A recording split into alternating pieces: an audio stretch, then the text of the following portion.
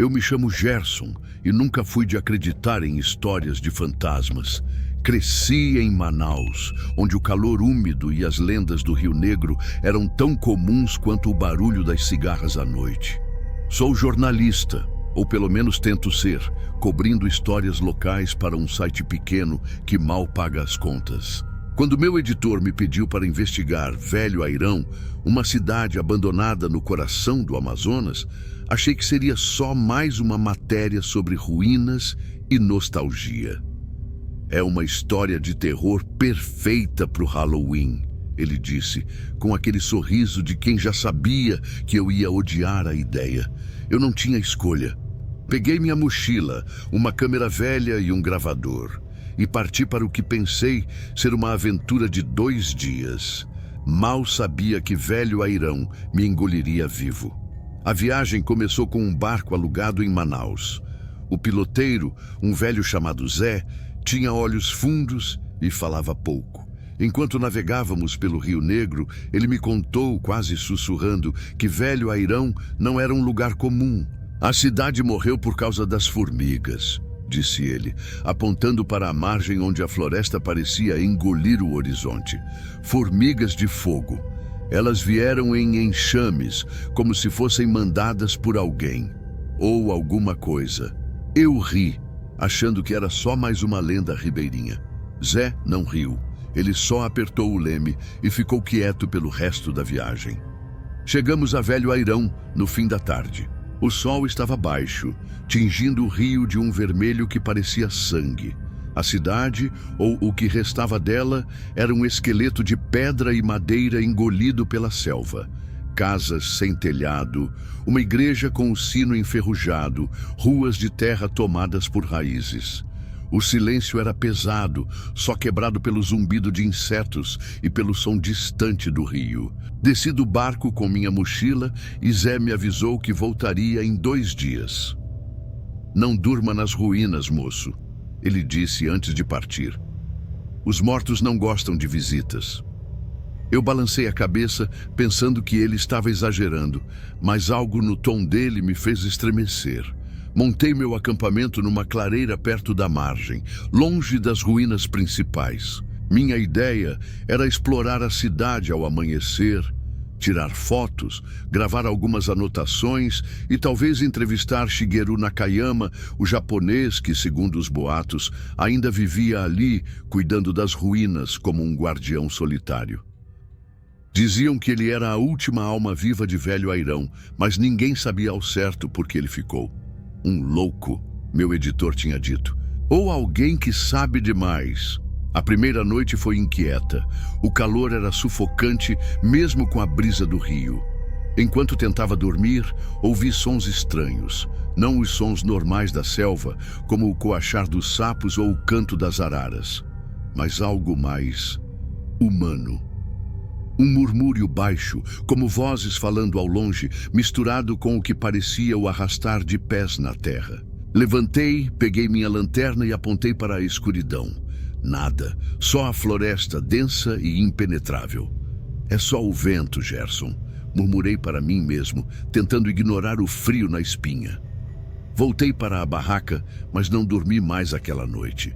No dia seguinte comecei a explorar as ruínas. Velho Airão já foi uma cidade próspera, um centro do ciclo da borracha no século XIX. Mas, segundo as histórias, tudo mudou quando as formigas de fogo chegaram. Ninguém explica direito como ou porquê, mas os moradores abandonaram a cidade quase de uma hora para outra, deixando tudo para trás. Alguns diziam que as formigas eram uma praga comum, outros juravam que era uma maldição, um castigo dos espíritos dos índios escravizados que trabalharam nas plantações de borracha. Enquanto caminhava pelas ruas desertas, senti um peso no ar, como se a cidade estivesse me observando. A igreja era o prédio mais preservado, com paredes de pedra ainda de pé, embora cobertas de musgo. Entrei e o cheiro de mofo me envolveu. Havia um altar quebrado no fundo e, acima dele, um vitral estilhaçado de uma santa que eu não reconheci. O silêncio ali dentro era diferente, mais opressivo, como se o próprio ar estivesse prendendo a respiração. Liguei o gravador e comecei a narrar. Dia 1 em Velho Airão. A igreja principal, provavelmente construída no século XVIII, ainda mantém traços da sua antiga glória. Minha voz ecoou e então, de repente, o gravador desligou. Tentei ligá-lo novamente, mas a bateria, que estava cheia, mostrava estar zerada. Que inferno! Murmurei, batendo no aparelho. Foi quando ouvi um som atrás de mim. Um estalo, como se alguém tivesse pisado num galho seco. Virei-me rápido, com a lanterna na mão, mas não havia ninguém. Só o altar, a santa quebrada e as sombras dançando nas paredes. Quem tá aí? Gritei, minha voz tremendo mais do que eu gostaria. Nenhuma resposta. Mas então, no canto da igreja, vi algo que fez meu coração parar. Uma marca no chão, como uma pegada, mas não humana. Era pequena, irregular, como se um enxame de insetos tivesse se juntado para formar um desenho. Formigas, centenas delas, movendo-se em círculos, como se desenhassem algo no chão de pedra. Fui embora correndo, sem olhar para trás. De volta ao acampamento, tentei me convencer de que era só minha imaginação. Formigas não fazem desenhos. Formigas não desligam gravadores. Mas o medo estava lá, cravado no meu peito. Decidi procurar Shigeru Nakayama. Se ele vivia ali, talvez pudesse me explicar o que estava acontecendo. Passei a tarde caminhando pelas ruínas, chamando por ele. Shigeru Nakayama. Minha voz ecoava, mas ninguém respondia. Encontrei uma casa que parecia habitada. Uma porta de madeira nova, um quintal limpo, uma rede pendurada. Bati na porta, mas ninguém atendeu. Quando estava prestes a desistir, vi um vulto no canto da casa. Um homem baixo, de pele marcada pelo sol, com olhos que pareciam carregar um segredo. Você é o jornalista? Ele perguntou antes mesmo que eu me apresentasse. Sua voz era calma, mas havia algo nela que me deixou desconfortável. Concordei com a cabeça, e ele se apresentou como Shigeru. Por que veio aqui? Ele perguntou sem rodeios. Expliquei minha missão, a matéria, as lendas. Ele riu, um riso seco, quase triste. Você não entende, menino. Esta cidade não quer ser lembrada. Shigeru me convidou para entrar. A casa era simples, com poucos móveis, mas limpa. Havia velas acesas em todos os cantos, apesar de ser dia. As sombras não gostam de luz, ele disse, como se fosse a coisa mais natural do mundo. Perguntei sobre as formigas, sobre as lendas, sobre os espíritos. Ele ficou quieto por um momento, olhando para o chão. Os índios que morreram aqui, eles nunca foram embora. Eles eram escravizados, torturados. Suas almas estão nas árvores, no rio, no chão que você pisa. E as formigas, elas não são só insetos, são os olhos deles. Eu quis rir, mas algo na forma como ele falou me fez engolir o riso.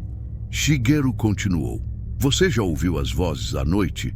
Eles falam com quem fica tempo demais. E eles não gostam de estranhos. Perguntei se ele já tinha visto algo, e ele apontou para uma cicatriz no braço, uma marca irregular, como uma queimadura. Elas vieram por mim uma vez. Eu fiz um acordo. Fico aqui, cuido da cidade, e elas me deixam viver. Elas? Perguntei, sentindo um nó na garganta. As formigas, os espíritos, são a mesma coisa. Naquela noite, decidi ficar na casa de Shigeru. Minha barraca não parecia mais segura. Ele me ofereceu uma rede no canto da sala, mas avisou, não saia à noite, não importa o que ouvir. Concordei, mas o sono não veio. Os murmúrios voltaram, mais altos, mais claros. Não eram vozes humanas, mas algo que imitava vozes, como se a floresta estivesse tentando falar. Olhei para Shigeru, que dormia calmamente, como se estivesse acostumado. Peguei minha lanterna e, contra todos os avisos, saí. A escuridão era absoluta. O rio negro refletia a lua, mas a luz não alcançava as ruínas. Caminhei até a igreja, atraído por uma força que não explico. O ar estava pesado, carregado de um cheiro que não era mofo, mas algo mais vivo. Quando entrei, o vitral da santa parecia diferente. A figura estava intacta, mas seus olhos pareciam me seguir. No chão, as formigas estavam lá novamente, formando um círculo perfeito, e no centro havia algo novo. Um desenho que parecia uma face humana, feita de milhares de insetos. "Quem são vocês?" gritei, minha voz ecoando na igreja vazia.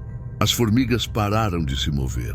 O silêncio que veio depois foi pior que qualquer som. Então, ouvi um sussurro baixo, mas claro, como se viesse de dentro da minha cabeça. "Você não pertence aqui." Corri. Corri como nunca tinha corrido na vida, tropeçando nas raízes, sentindo o chão vibrar sob meus pés. Quando cheguei à casa de Shigeru, ele estava acordado, me olhando com uma mistura de pena e raiva. "Eu avisei", ele disse. "Agora elas sabem quem você é." No dia seguinte, Zé voltou com o barco. Eu não tinha fotos, não tinha gravações, só o medo cravado nos ossos. Disse a Shigeru que precisava ir embora, e ele apenas assentiu. "Se voltar, elas vão te encontrar." Foi tudo o que ele disse. Enquanto o barco se afastava, olhei para velho Airão uma última vez. As ruínas pareciam menores, como se a floresta as estivesse engolindo ainda mais. Mas por um segundo, juro que vi uma figura no alto da igreja, uma sombra que não era humana, com olhos que brilhavam como brasas. De volta a Manaus, tentei escrever a matéria, mas as palavras não vinham. Meu editor ficou furioso, mas eu não podia explicar. Como contar que uma cidade inteira parecia viva? Que as formigas não eram só insetos, que os mortos ainda caminhavam. Às vezes, à noite, ainda ouço os murmúrios. E quando fecho os olhos, vejo o rosto feito de formigas me observando. Velho Airão não é só uma cidade abandonada, é um lugar onde os vivos não são bem-vindos. E eu sei, no fundo da alma, que um dia elas virão me buscar.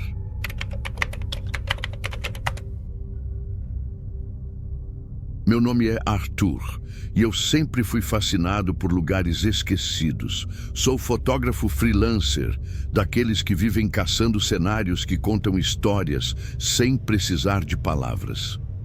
Quando ouvi falar de São João Marcos, uma cidade no interior do Rio de Janeiro que foi engolida pelo progresso e transformada em ruínas, soube que precisava ir até lá. Era 2025 e eu estava em busca de um projeto que desse um gás na minha carreira. Minha ideia era simples: tirar fotos das ruínas, capturar a melancolia do que já foi uma cidade vibrante do ciclo do café e, quem sabe, vender as imagens para alguma revista de turismo ou história. Mas São João Marcos tinha outros planos para mim. A viagem até o Vale do Paraíba foi tranquila, mas longa. Peguei um ônibus de Barra Mansa até um ponto onde uma trilha levava ao Parque Arqueológico e Ambiental de São João Marcos. A cidade, ou o que restava dela, foi abandonada nos anos 1940, quando o governo decidiu construir a represa de Ribeirão das Lajes. Os moradores foram desalojados, as casas demolidas, e a história da cidade foi varrida para debaixo d'água, literalmente. Hoje o parque preserva algumas ruínas, mas dizem que o lugar guarda mais do que pedras e memórias. Dizem que os mortos ainda andam por lá. Cheguei à entrada do parque no fim da tarde.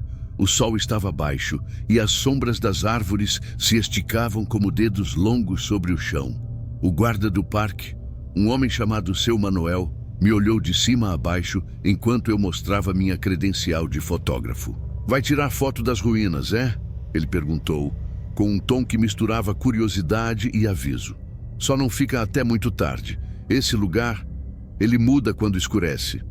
Eu sorri, pensando que era só mais uma superstição local, e agradeci. Peguei minha câmera, uma Nikon velha, mas confiável, e comecei a explorar. As ruínas eram impressionantes. Paredes de pedra cobertas de musgo, restos de uma praça onde o mato crescia entre as rachaduras, uma igreja com o telhado desabado. Havia placas explicando que São João Marcos foi um centro importante no século XIX, quando o café era ouro e a cidade fervilhava de fazendeiros, escravos e comerciantes. Mas agora, o silêncio reinava. O único som era o canto dos pássaros e o zumbido distante de insetos. Comecei a tirar fotos, capturando os detalhes. Uma janela quebrada, um azulejo desbotado, uma cruz torta no que restava do cemitério. Enquanto fotografava, notei algo estranho. Em algumas imagens, apareciam vultos que eu não lembrava de ter visto. Um borrão escuro no canto de uma foto da igreja, uma silhueta indistinta perto de uma árvore. Deve ser a luz, pensei, ajustando a câmera. Mas o desconforto cresceu quando o sol começou a se pôr. O ar ficou mais pesado, como se carregasse um cheiro de terra molhada e algo mais. Talvez café, mas não o cheiro bom de café fresco. Era um odor amargo, como grãos queimados. Decidi montar acampamento numa clareira perto da entrada do parque. Meu plano era ficar até o dia seguinte, capturar algumas fotos ao amanhecer e voltar para casa. Mas enquanto armava a barraca, ouvi um som que não pertencia àquele lugar, um murmúrio baixo, como vozes conversando ao longe. Não era o vento nem os bichos, era humano, mas distorcido, como se viesse debaixo d'água. Peguei minha lanterna e apontei para a trilha que levava às ruínas. Nada, só escuridão e o contorno das pedras. É só a sua cabeça, Arthur, murmurei, tentando me convencer. Aquela noite foi a pior da minha vida. Deitado na barraca, ouvi os murmúrios novamente, mais claros agora. Eram vozes, várias delas falando ao mesmo tempo, mas não em português. Parecia uma língua antiga, talvez um dialeto africano, misturado com gemidos e risadas abafadas. Meu coração disparou. Peguei o celular para gravar, mas a bateria, que estava quase cheia, morreu na hora. Que inferno é esse? Resmunguei, sentindo o frio subir pela espinha. Então veio outro som, um arrastar, como se alguém estivesse andando em círculos ao redor da barraca. Levantei o zíper com cuidado e olhei para fora. Não havia ninguém, mas o chão estava marcado por pegadas frescas, descalças, que não eram minhas. No dia seguinte, decidi investigar mais. Fui até a igreja, o lugar onde as fotos estranhas tinham aparecido. O interior era um caos de destroços. Bancos quebrados, um altar coberto de poeira e uma estátua de São João Batista com o rosto quase apagado pelo tempo. Enquanto tirava fotos, notei algo no chão. Marcas escuras, como se alguém tivesse derramado café. Mas não era líquido, era uma mancha que parecia pulsar, como se estivesse viva. Toquei com a ponta do dedo e a mancha se moveu, formando um desenho que parecia uma mão. Pulei para trás, derrubando a câmera. Quando a peguei, a lente estava rachada e a última foto mostrava um rosto indistinto, com olhos brancos, olhando diretamente para mim. Foi então que conheci Dona Clara, uma mulher idosa que vivia numa casa simples perto do parque.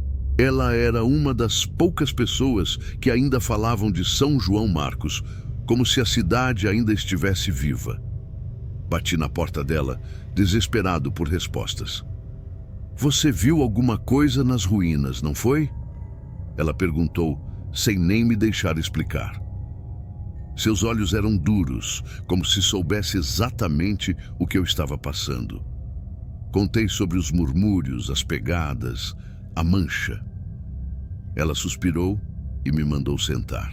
"São João Marcos não foi só abandonada, menino," ela começou.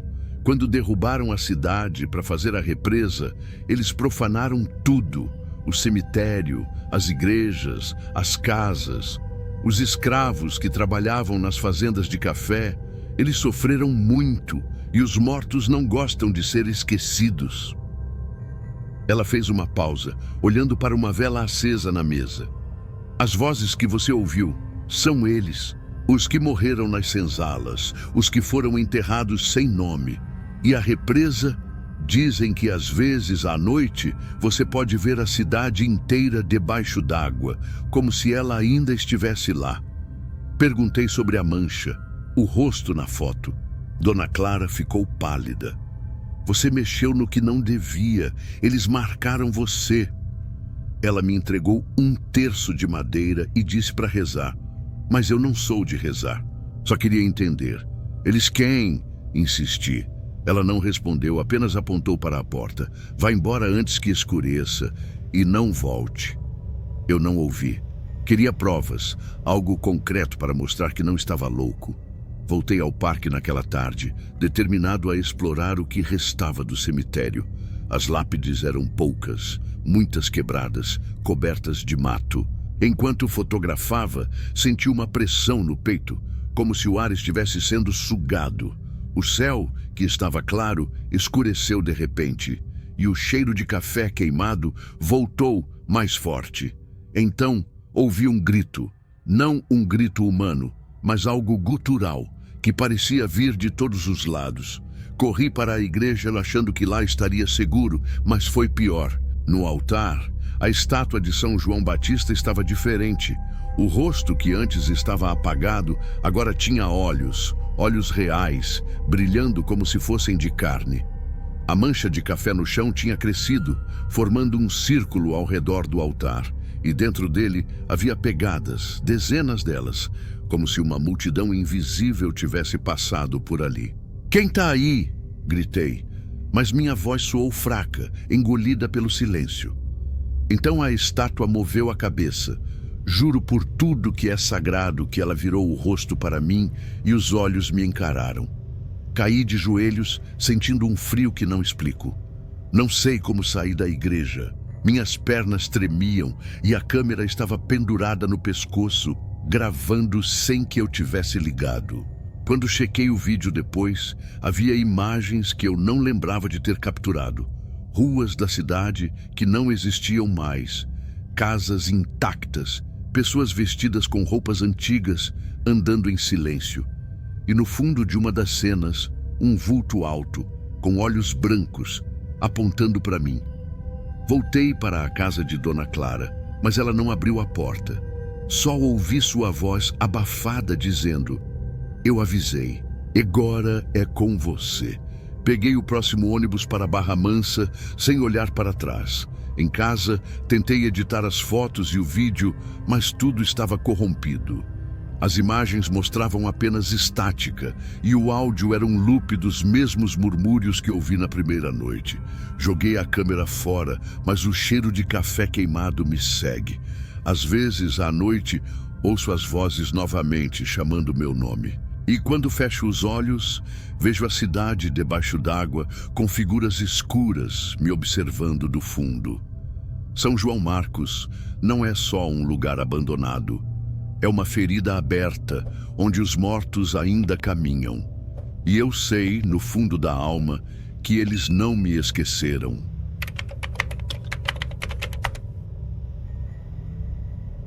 Meu nome é Marcelo, e eu sempre fui atraído pelo desconhecido.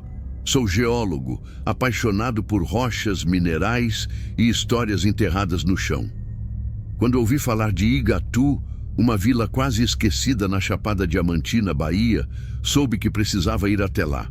Conhecida como a Machu Picchu brasileira, por suas ruínas de pedra, Igatu foi um centro de mineração de diamantes no século XIX, mas hoje é pouco mais que um vilarejo cercado por fantasmas do passado. Minha ideia era explorar as minas abandonadas, coletar amostras e, quem sabe, encontrar vestígios do ciclo do diamante para um artigo que eu queria publicar.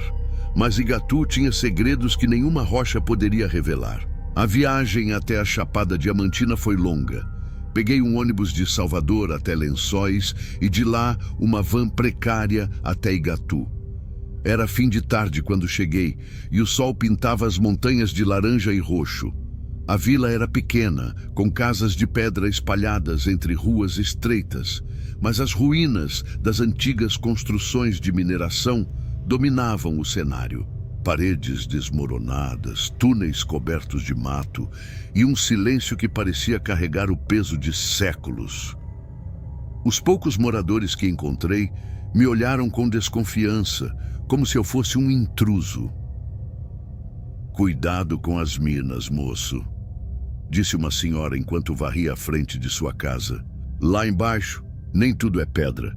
Montei meu acampamento numa clareira perto da entrada de uma das minas antigas, chamada Garimpo do Brejo. Meu plano era explorar as ruínas durante o dia e entrar na mina ao amanhecer, quando a luz seria melhor para fotos e anotações. Carreguei meu equipamento, lanterna, picareta, caderno, câmera e comecei a caminhar pelas ruínas ainda naquela tarde. As casas de pedra, algumas sem teto, pareciam congeladas no tempo. Encontrei ferramentas enferrujadas, cacos de cerâmica e até uma cruz de madeira cravada no chão, como se marcasse um túmulo sem nome. Enquanto tirava fotos, notei um detalhe estranho. Em algumas imagens, havia pontos brilhantes, como reflexos de diamantes, mas eu não tinha visto nada assim com meus próprios olhos. Quando a noite caiu, o ar mudou. A Chapada Diamantina é conhecida pelo céu estrelado, mas naquela noite as estrelas pareciam apagadas, como se uma sombra as cobrisse. Sentado na barraca, comecei a ouvir sons que não explicava. Não eram os barulhos normais da mata, o canto dos grilos ou o farfalhar das folhas, mas algo mais grave, como batidas rítmicas, como se alguém estivesse martelando pedra ao longe.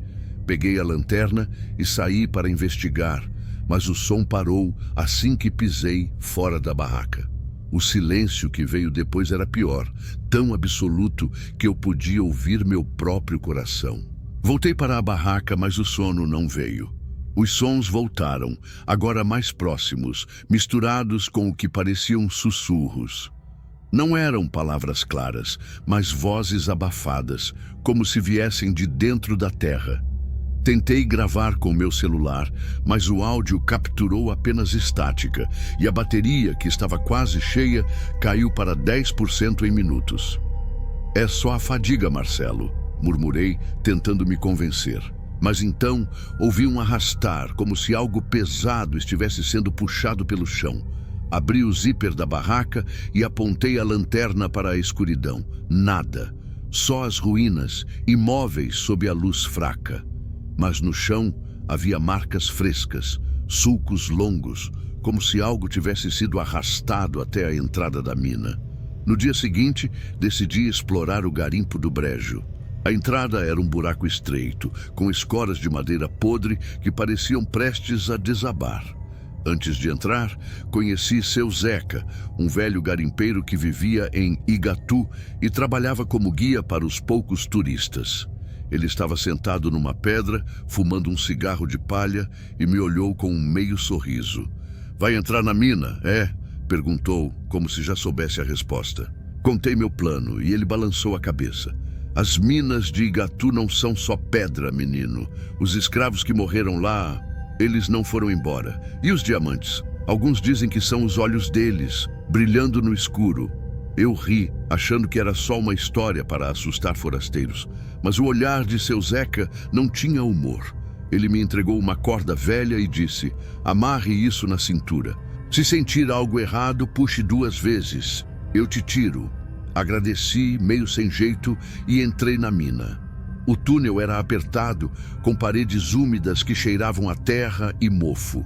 Minha lanterna iluminava pouco, e o feixe tremia enquanto eu avançava. As batidas que ouvi na noite anterior voltaram, agora mais altas, ecoando como se viessem de todos os lados. Anotei no meu caderno: som rítmico, possivelmente água pingando ou eco natural. Mas eu sabia que não era água, era muito regular, como o som de uma picareta batendo na rocha. Continuei, ignorando o frio que subia pela espinha. Depois de uns 20 metros, cheguei a uma câmara maior, onde os garimpeiros deviam trabalhar. Havia trilhos quebrados no chão e uma pilha de pedras no canto. Foi então que vi algo que me fez parar. Na parede havia marcas, não arranhões aleatórios, mas desenhos. Figuras humanas esculpidas toscamente, com olhos grandes e mãos esticadas, como se pedissem ajuda.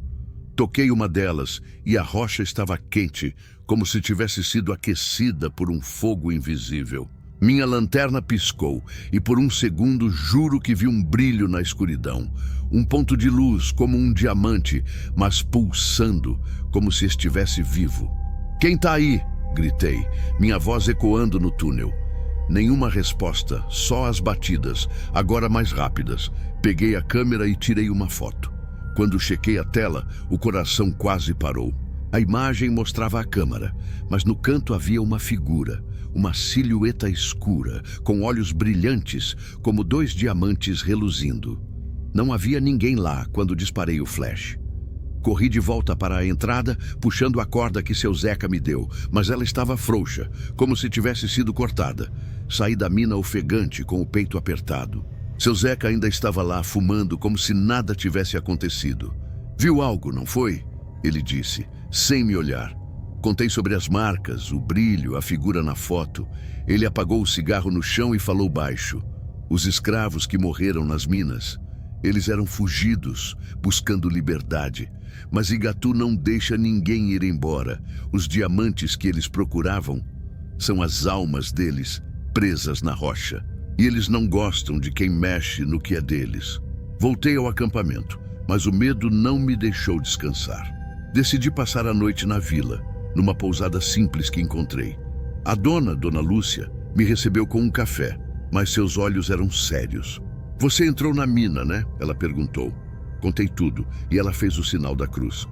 "As minas de Igatu são amaldiçoadas. Quem entra demais fica marcado. Eles te viram, Marcelo. Agora vão te seguir." Naquela noite os sons voltaram. As batidas, os sussurros e agora algo novo. Um choro baixo, como o de uma criança, mas distorcido, vindo de fora da pousada. Levantei e olhei pela janela. A rua estava vazia, mas as pedras brilhavam sob a luz da lua, como se fossem diamantes espalhados pelo chão.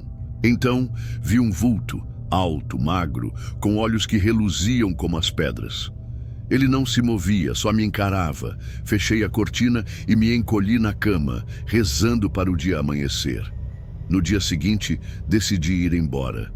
Não tinha amostras, não tinha artigo, só o pavor cravado no peito. Enquanto esperava a van para Lençóis, fui até as ruínas uma última vez para recuperar minha mochila. Lá, encontrei algo que não estava antes. Uma pedra perfeitamente polida, com um brilho que parecia pulsar. Quando a peguei, estava quente. E por um instante, ouvi uma voz clara, dentro da minha cabeça. "Você é nosso agora." Joguei a pedra no chão e corri. Na van, chequei as fotos da câmera. Todas as imagens da mina estavam corrompidas, exceto uma, a que mostrava a figura com olhos de diamante. E no canto da tela havia algo novo. Minha própria sombra, mas com olhos brilhantes, como se eu também estivesse preso na rocha. De volta a Salvador, tentei esquecer Igatu, mas os sons me seguem. As batidas, os sussurros, o choro. Às vezes, vejo reflexos estranhos nos espelhos, como se diamantes brilhassem no escuro. E nas noites mais quietas, sinto a pedra que deixei para trás, quente na minha mão, como se eu nunca tivesse saído da mina. Igatu não é só um lugar de ruínas, é um túmulo vivo, onde os mortos ainda cavam.